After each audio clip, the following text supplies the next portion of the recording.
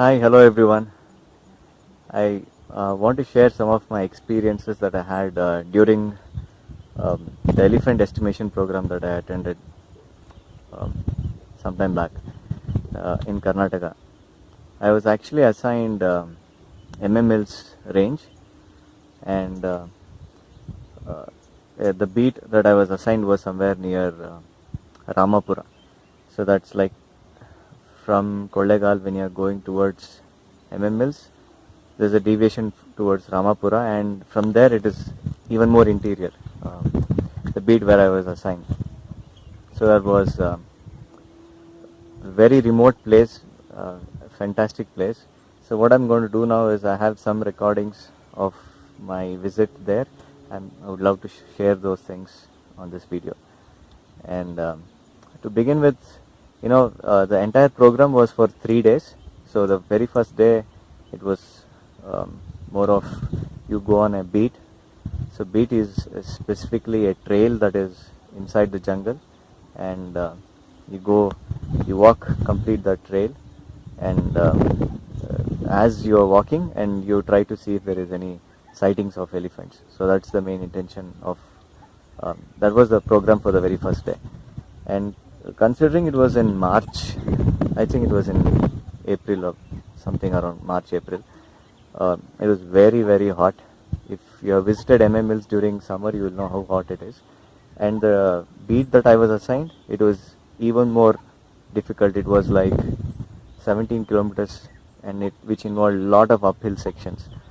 So I'll share some of those photos now. So, but it was extremely difficult. I mean, I have some experience with treks, but this was like beyond. I mean, it kept me dehydrated at the end.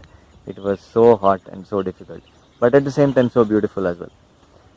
However, didn't see any elephants after 17 kilometers of trek. I mean, yeah, it is so hot, the elephants won't be out in the open.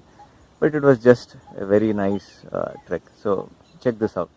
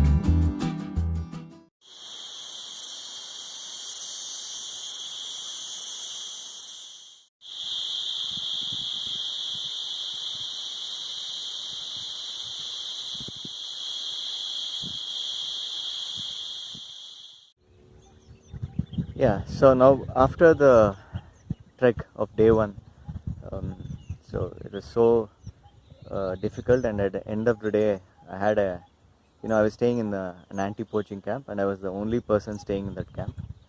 Um, there's nobody else in that camp, so it was beautiful.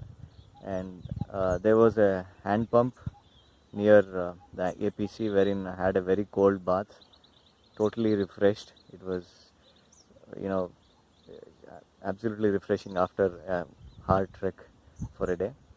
And it was, like I said, it was so hot. It was so difficult to even sleep inside the anti-poaching camp, even though it was in first floor, and it was quite windy. It was so difficult. It was, it was literally burning inside. You couldn't sleep. So what the watchers and guides suggested, they used to sleep on the rooftop.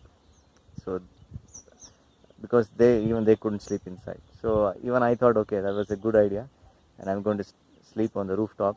And they also helped, shift an entire cot to the roof for me so that I could sleep there. And it was an absolutely wonderful view, 360 degrees view that I had from the APC, and to sleep there was like a dream come true. It was perfect.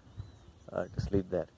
And however, just sitting there in the evening and enjoying the the bird calls, and as uh, you know it is the sun is setting, it was surreal experience.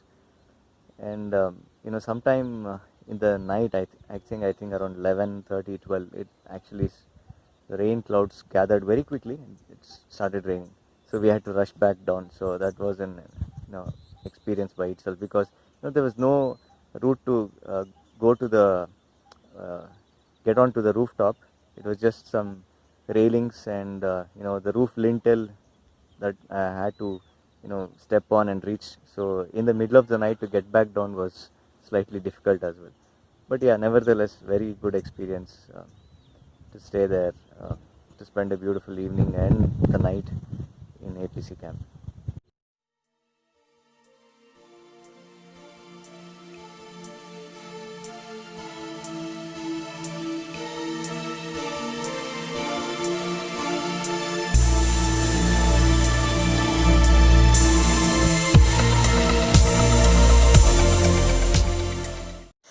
This is a view from my camp.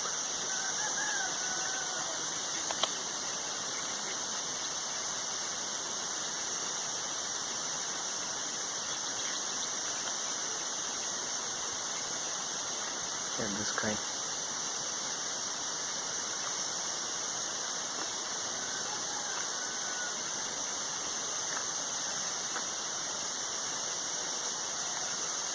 That's my car there.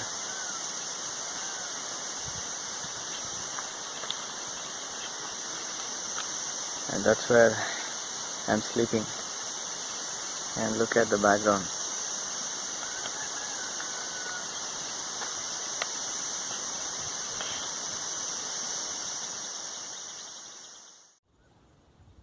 The second day was different. It was a line transit.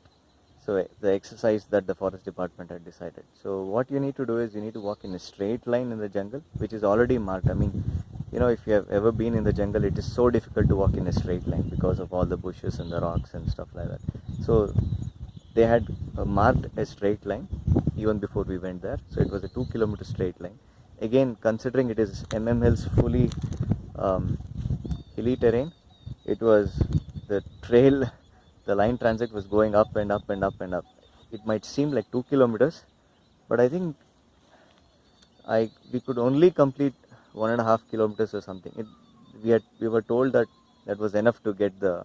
What you need to do is you walk on a straight line, and you keep looking left and right for any signs of elephant dung.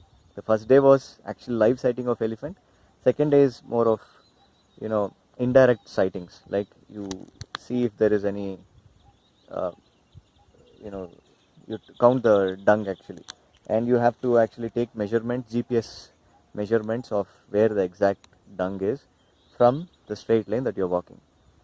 So we saw a lot of dung. So in the 1.5 kilometers that we walked, and I think I got 70-80 readings, GPS readings of that. And even though it was 2 kilometers, because of the earlier first day's effort, this also left us totally drained. The only good thing is, once we got back, I mean, pretty early. We started at 8 o'clock and we were back at 12 or something. And we had the rest of the day for ourselves.